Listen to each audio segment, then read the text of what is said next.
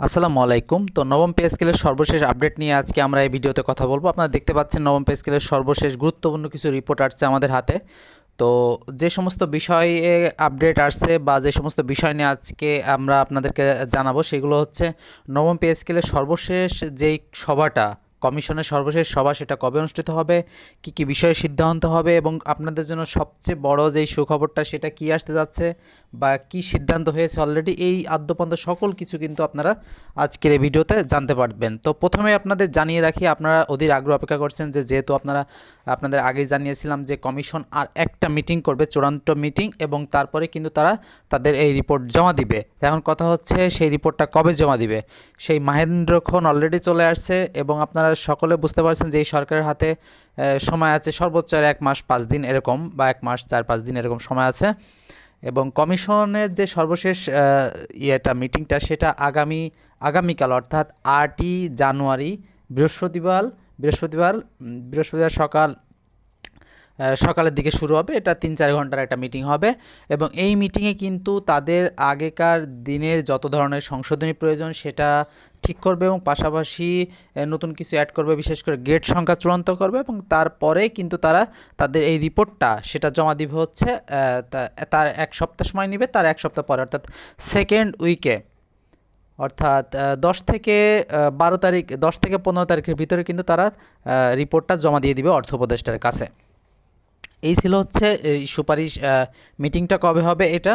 পাশাপাশি এখন সবচেয়ে বড় যে সুসংবাদটা সেটা হচ্ছে আপনারা জেনে গিয়েছেন যে পে স্কেলের বেতনটা বাড়তেছে এবং সেটা কত হারে বাড়বে এই সংক্রান্ত একটা রিপোর্ট আসছে। সেটা হচ্ছে পে স্কেলের বেতন বাড়ছে 90%। বেশি সবচেয়ে যাদের লাভ হবে সেটা হচ্ছে নিম্ন ও মধ্যম শ্রেণীর চাকরিজীবীদের, এবং যারা সবচেয়ে উচ্চ গ্রেডে চাকরি করেন তাদের একটু কম হবে সেটাই বলা হয়েছে। এবং যেটা বলা হয়েছে সেটা আপনাদের একটু জানিয়ে রাখি যে দীর্ঘদিনের অপেক্ষার অবসান ঘটতে যাচ্ছে সরকারি কর্মচারীদের। বহুল আলোচিত নবম জাতীয় পে স্কেল বাস্তবায়নের চূড়ান্ত ধাপে পৌঁছে গেছে সরকার। জাতীয় বেতন কমিশনের সুপারিশ অনুযায়ী গ্রেড সংখ্যা অপরিবর্তিত রেখে সরকারি কর্মচারীদের মূল বেতন গ্রেড ভেদে সর্বোচ্চ প্রায় 90% পর্যন্ত বাড়তে পারে, যার সবচেয়ে বেশি সুফল পাবেন নিম্ন ও মধ্যম আয়ের চাকরিজীবীরা। তারপর বলা হয়েছে যে কমিশন যেটা জানিয়েছে যে বেতন কাঠামোর চূড়ান্ত যে পাণ্ডুলিপিটা সেটা কিন্তু প্রস্তুত হয়ে গিয়েছে। সেটা আগামী, যেটা বললাম একটু, যে আগামী সপ্তাহে তারা আনুষ্ঠানিকভাবে অর্থ উপদেষ্টার কাছে কিন্তু এটা জমা দিয়ে দিবে। নবম পে স্কেল বাস্তবায়ন শুরু থেকে গ্রেড সংখ্যা কমানোর দাবি উঠেছিল বিভিন্ন মহল থেকে। তবে দীর্ঘ আলোচনা ও পর্যালোচনার পর কমিশন বিদ্যমান 16টি গ্রেড কাঠামো বহাল রাখার সিদ্ধান্তে অনড় থাকে। কমিশনের চূড়ান্ত সুপারিশ অনুযায়ী নিম্ন ও মধ্যম স্তরের কর্মচারীরা বেতন বৃদ্ধির সুফল সবচেয়ে বেশি পাবেন। কমিশনের সুপারিশে শিক্ষকদের জন্য পৃথক বেতন কাঠামোর বিষয়টিও অন্তর্ভুক্ত করা হয়েছে। পাশাপাশি বিভিন্ন অন্যান্য ভাতা ও সুযোগ সুবিধা পুনর্বিবেচনার প্রস্তাব রাখা হয়েছে, যা দীর্ঘদিনের দাবি ছিল সরকারি কর্মচারীদের। অর্থ উপদেষ্টার কাছে প্রতিবেদন জমা দেওয়ার পর সেটি অর্থ মন্ত্রণালয় যাচাই বাছাই করবে। এরপর উপদেষ্টা পরিষদের অনুমোদন সাপেক্ষে চূড়ান্ত সিদ্ধান্ত নেওয়া হবে।